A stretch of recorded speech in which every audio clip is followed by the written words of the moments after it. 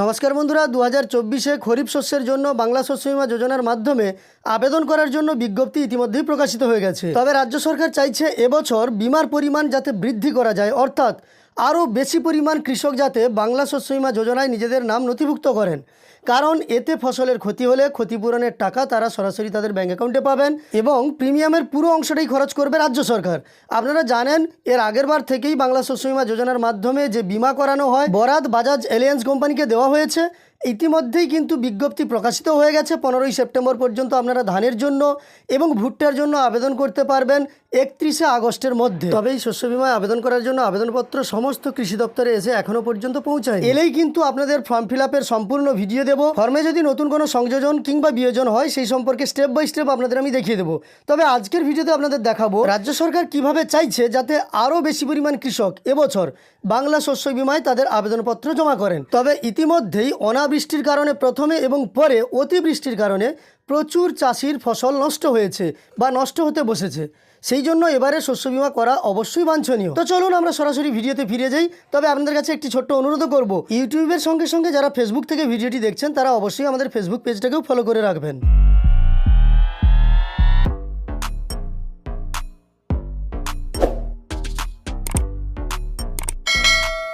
তো আজকের সংবাদপত্রে প্রকাশিত একটি প্রতিবেদনে জানানো হয়েছে মুর্শিদাবাদ জেলায় প্রায় 5.5 লক্ষ চাষিকে এবার বিনামূল্যে শস্য বিমার আওতায় আনার লক্ষ্য নিয়েছে কৃষি দপ্তর। বিমার জন্য কোনো অর্থ দিতে হবে না বাংলার চাষিদের। খরিফ চাষে বিমার জন্য আবেদন শুরু হয়েছে জেলা জুড়ে। রাজ্য কৃষি দপ্তরের তরফে বিজ্ঞপ্তি দিয়ে জানানো হয়েছে খরিফ মরশুমে ধানের জন্য 15ই সেপ্টেম্বর পর্যন্ত আবেদন করতে পারবেন চাষিরা। 31শে আগস্টের মধ্যে ভুট্টা চাষিদের বিমা করানোর জন্য অনুরোধ করছে কৃষি দপ্তর। বাংলা শস্য বিমা যোজনায় আবেদনের জন্য যে বিজ্ঞপ্তি প্রকাশিত হয়েছে সে নিয়ে আগেই আপনাদের আমি ভিডিও দিয়েছি। যারা ভিডিওটি দেখেননি চাইলে এই ভিডিওটি দেখে নিতে পারেন। তো এখানে একটি জেলার কথা বলা হলেও সারা রাজ্যের ক্ষেত্রে কিন্তু এইভাবে উদ্যোগ নেওয়া হয়েছে। মুর্শিদাবাদ জেলায় বর্ষাকালীন ধান এবং ভুট্টা ভালো হয়, তাই সকল চাষিকে কৃষক বিমার আওতায় আনার জন্য কোমর বেঁধে নেমেছেন দপ্তরের কর্তারা। অর্থাৎ এবার চাইছেন কৃষি দপ্তর যাতে সমস্ত কৃষককে বাংলা শস্য বিমা যোজনার মাধ্যমে বিমার আওতায় আনা যায়। আর আমিও বলবো আপনারা অবশ্যই আবেদন করে রাখুন। আপনি আগে যদি নাও পেয়ে থাকেন, এবারে যদি আপনার এলাকায় ক্ষতি হয়ে যায় তাহলে আপনি বাংলা শস্য বিমার মাধ্যমে ক্ষতিপূরণের টাকা পেতে পারেন। এবং বাংলা শস্য বিমা যোজনার মাধ্যমে যে ক্ষতিপূরণের টাকা দেওয়া হয় আপনাদের মধ্যে অনেকেই সেটা জানেন। যারা যারা এর আগে বাংলা শস্য বিমা যোজনার মাধ্যমে আপনাদের ফসলের ক্ষতিপূরণের টাকা পেয়েছেন আপনাদের অ্যাকাউন্টে সরাসরি, তারা কমেন্টে জানিয়ে দেবেন কোন জেলা থেকে দেখছেন সেটাও জানাবেন। আর মুর্শিদাবাদ জেলার কেউ দেখে থাকলে কমেন্টে অবশ্যই জানাবেন। গত বছর খরিফ মরশুমে জেলায় 5,20,000 চাষি বিমার আবেদন করেছিলেন। যাদের ফসলের ক্ষতি হয়েছিল তা বিবেচনা করে ক্ষতিপূরণ দেওয়া হয়।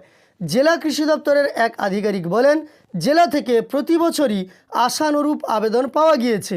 এবার আবেদনের শুরুতেই প্রথম সপ্তাহে বাংলা শস্য বিমার পোর্টালে জেলার বহু ধান চাষি ও ভুট্টা চাষি আবেদন শুরু করেছেন। অতএব বোঝা যাচ্ছে মুর্শিদাবাদ জেলার ক্ষেত্রে কিন্তু আবেদন প্রক্রিয়া শুরু হয়ে গেছে।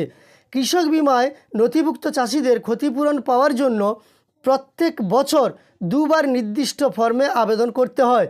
মানে আপনি আপনার ফসলের ক্ষতিপূরণ পাওয়ার জন্য যদি শস্য বিমায় আবেদন করেও থাকেন তাহলেও কিন্তু আবার আগামী বছর আপনাকে আবেদন করতে হবে। মানে প্রত্যেক বছর 2টি চাষের আগে, খরিফ এবং রবি শস্যের চাষের আগে আপনাকে আবেদন করতে হবে। খরিফ মরশুমে ধান চাষে প্রতিবার ভালো আবেদন জমা পড়ে। ফসলের ক্ষতি হলে প্রতিটি ব্লকের চাষিদের করা আবেদনের ভিত্তিতে গ্রাম পঞ্চায়েত ভিত্তিক উপগ্রহ চিত্র খতিয়ে দেখেন ইন্স্যুরেন্স কোম্পানির কর্মীরা।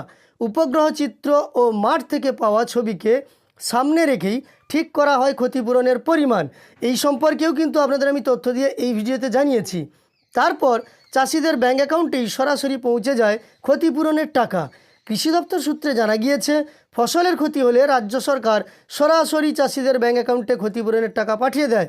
মুর্শিদাবাদ জেলায় ব্যাপক বৃষ্টির ঘাটতি রয়েছে, যে কারণে বর্ষার ধান রোপণে সমস্যা হচ্ছে। এবছর 2,10,000 হেক্টর জমিতে বর্ষার ধান চাষের লক্ষ্য থাকলেও মাত্র 1,50,000 হেক্টর জমিতে ধান লাগানো হয়েছে।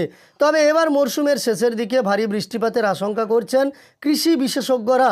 ফলে ধান রোপণের পরেও যদি অতিবৃষ্টিতে ধানের ক্ষতি হয় সেক্ষেত্রে চাষিরা বিমা পাবেন।